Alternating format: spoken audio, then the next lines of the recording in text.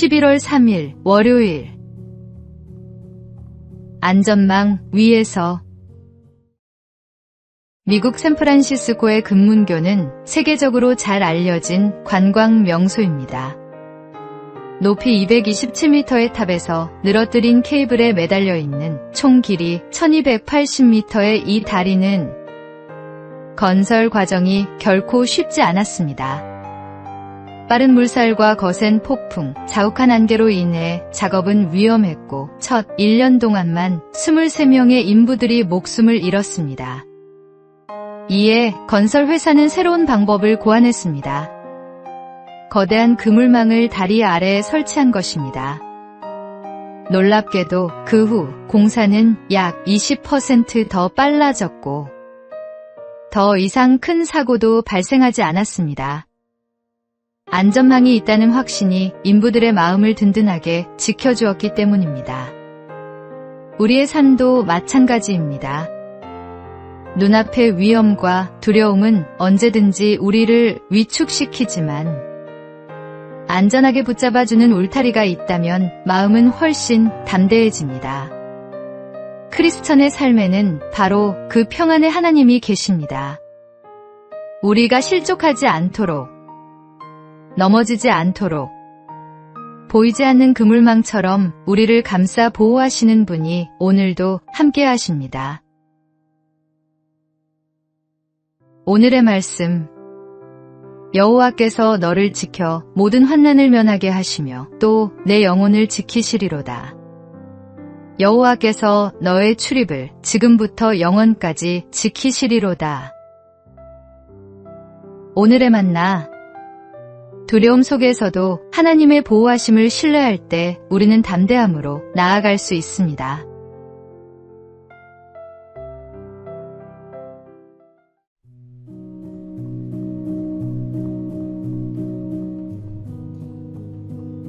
(1월 4일) 화요일. 작은 친절. 9월의 어느 날 서울 시내를 달리던 160번 버스에 한 중년 여성이 올라탔습니다. 그녀의 손에는 10,000원짜리 한 장과 잔액이 700원밖에 남지 않은 교통카드가 있었습니다. 만석인 버스 안에서 계좌이체를 받기도 어려운 상황이었습니다. 그때 강 기사님은 따뜻한 미소로 말했습니다. 이번만 어린이 요금으로 타세요.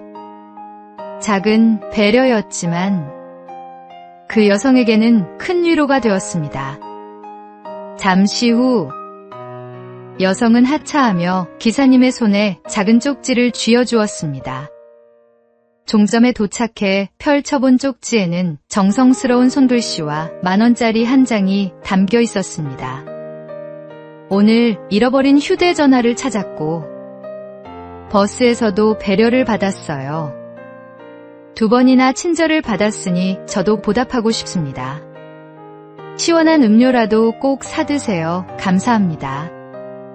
기사님은 이 작은 선물에 큰 힘을 얻었다고 말했습니다.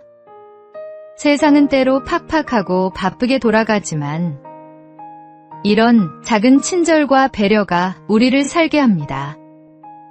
예수님께서 보여주신 사랑처럼 작은 친절이 또 다른 친절을 낳고 그 온기가 세상을 조금씩 변화시킵니다. 오늘의 말씀.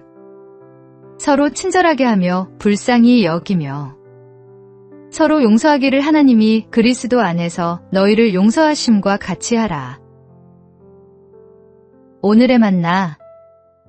오늘 누군가에게 작은 친절을 베풀어 보십시오. 그 작은 손길이 누군가의 하루를 밝히고 세상을 따뜻하게 만들 것입니다.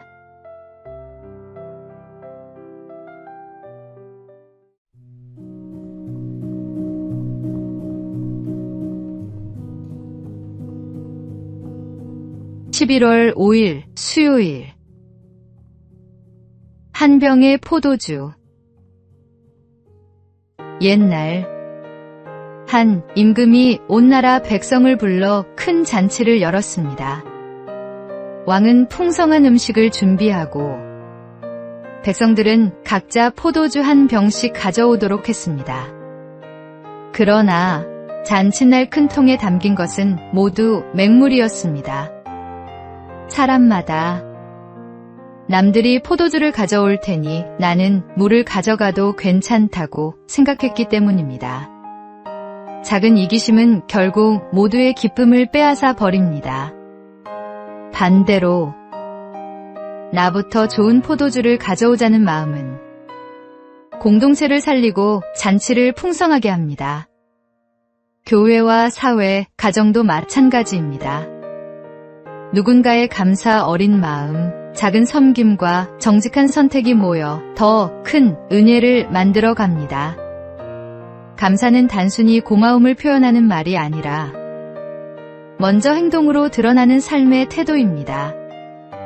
내가 오늘 먼저 감사의 마음으로 드리는 작은 헌신 하나가 이웃을 살리고 공동체를 세우며 하나님께 영광을 돌립니다. 결국 참된 잔치는 내가 무엇을 받느냐가 아니라 내가 무엇을 내어놓느냐에서 시작됩니다. 오늘의 말씀, 그리스도의 평강이 너희 마음을 주장하게 하라. 너희는 평강을 위하여 한 몸으로 부르심을 받았나니 너희는 또한 감사하는 자가 되라. 오늘의 만나, 작은 헌신이라도 진심을 담아드릴 때 그것이 모여 큰 축복의 통로가 됩니다.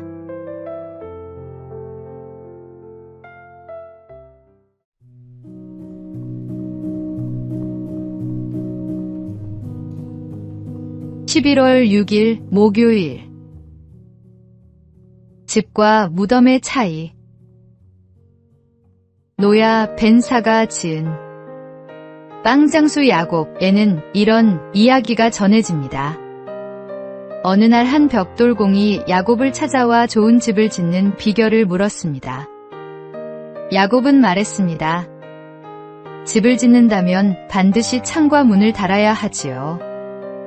벽돌공은 누구나 아는 평범한 대답이라며 실망했지만 야곱은 잠시 후 이렇게 덧붙였습니다. 내 집이라면 내 자신 속으로 들어갈 수 있는 문이 있어야 하지 않겠습니까? 또 나를 스스로 들여다볼 수 있는 창문이 있어야 하지요.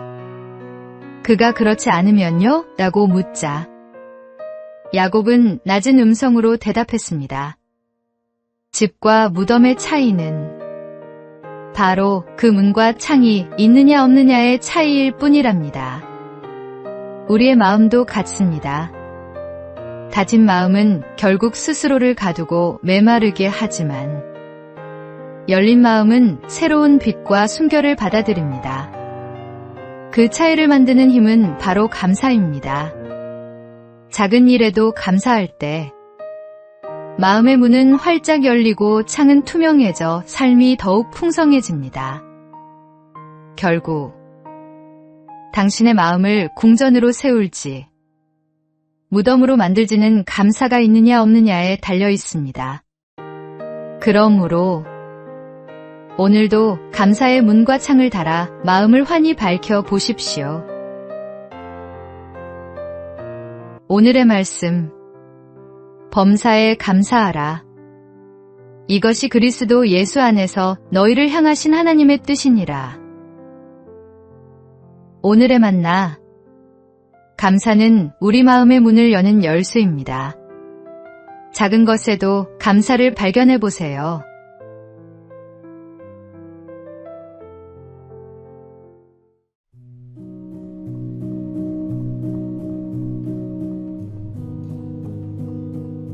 (11월 7일) 금요일.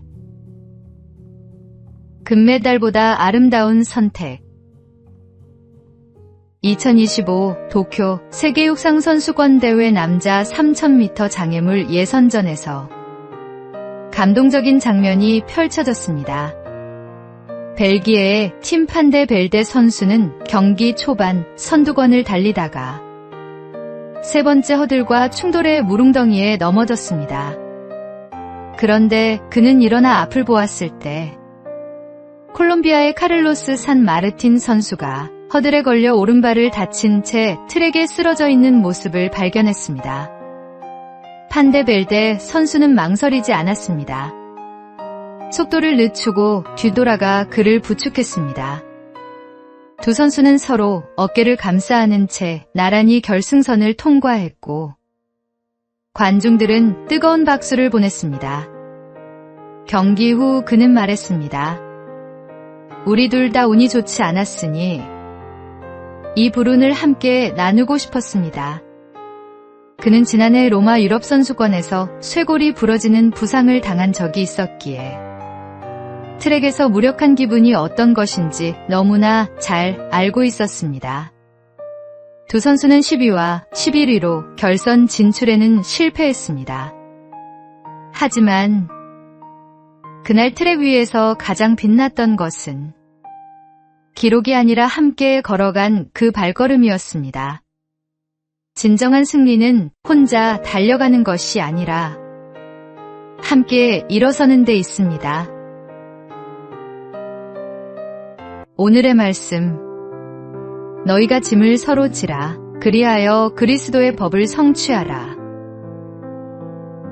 오늘의 만나. 오늘 누군가 힘들어하는 모습을 본다면 잠시 멈춰 서서 손을 내밀어 보십시오. 함께 가는 길이야말로 하나님께서 기뻐하시는 진정한 승리입니다.